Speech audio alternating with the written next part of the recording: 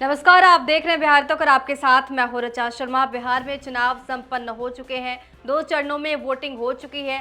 सबसे अच्छी बात है कि इस बार बहुत ही बड़े पैमाने पे आप कह सकते हैं कि जो जनता है वो जागरूक नजर आई और वोटिंग प्रतिशत में बड़ा उछाल हुआ है। अब इंतजार है कि आखिर किस पार्टी को सबसे ज्यादा सीटें आने वाली है और सरकार किसकी बनने वाली है। इसको लेकर अब एग्जिट पोल सामने आने लगे हैं। हमारे हाथ में अभी एक लिस्ट है DV research Bihar exit poll की।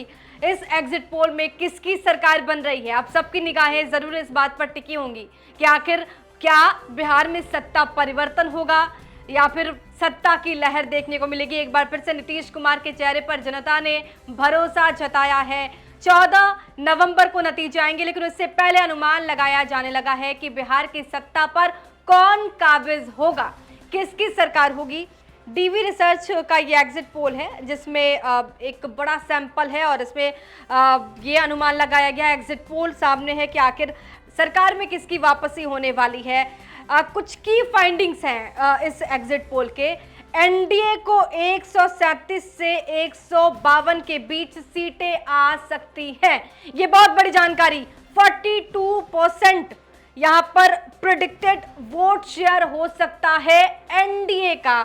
इसके साथ ही आपको बता दें महागठबंधन को 83 से 98 सीटें आ सकती है। 39% वोट शेयर होगा, 39% वोट शेयर बताया जा रहा है इस एग्जिट पोल में। तो कुल मिलाकर देखा जाए एनडीए की सरकार बनते हुए एग्जिट पोल में नजर आ रही है। जन स्वराज पार्टी ने खाता खोला है। इस एग्जिट पोल के अनुसार 2 से 4 सीटें जन स्वराज पार्टी यानी प्रशांत किशोर को भी आ सकती है। 7% उनका वोटिंग शेयर हो सकता है।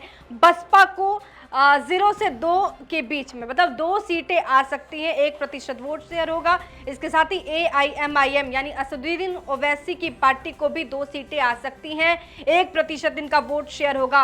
अदर्स के खाते में 1 से 4 सीटें जा सकती है। 10% यहाँ पर वोट शेयर दिखाया गया। सबसे बड़ी की फाइंडिंग इस एग्जिट पोल की जो नजर आ रही है कि बिहार में एक बार फिर से एनडीए सरकार की वापसी हो सकती है और एनडीए के खाते में 137 से 152 सीटें जा सकती है। ये बहुत बड़ी जानकारी आप कहेंगे एग्जिट पोल में ये सामने आता हुआ नजर आ रहा है। आपको बता दें कि इस बार बिहार में 56% आप कह सकते हैं वोटिंग हुई है और जिस तरीके से वोटिंग परसेंटेज में उछाल हुआ है, कई तरह के सवाल ये उठ रहे हैं कि क्या बिहार में सत्ता परिवर्तन हो सकता है।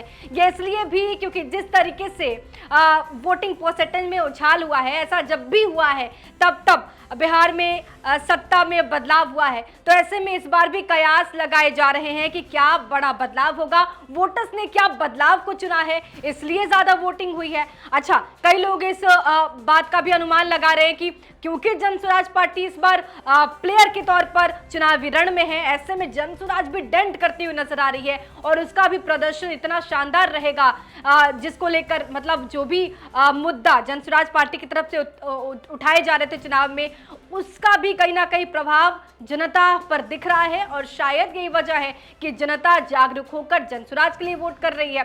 और इसमें यह भी कहा जा सकता है कि क्योंकि सरकार ने बढ़िया काम किया है, जनता इतनी खुश है कि उस काम को फिर से सराहने के लिए जनता वोट दे रही है। हालांकि ये जनता ही जानती है कि उनके दिल में, उनके दिमाग में क्या है, लेकिन एग्जिट पोल बता रहे हैं कि बिहार में एनडीए की सरकार आ रही है। 137 से 152 सीटें एनडीए के खाते में जा सकती है। डीवी रिसर्च की ये मैं एग्जिट पोल आपको दिखा रही हूं जिसमें ये अनुमान लगाया गया है महागठबंधन को 83 से 98 के बीच सीटें जा सकती हैं। ये बहुत बड़ा अपडेट आप कह सकते हैं। एग्जिट पोल में एनडीए की सरकार बनती नजर आ रही है। बहरहाल आपको क्या लगता है बिहार में किसकी सरकार होगी, कमेंट बॉक्स में जरूर लिखिएगा। बने रहिए हमारे साथ और देखते रहिए बिहार तक।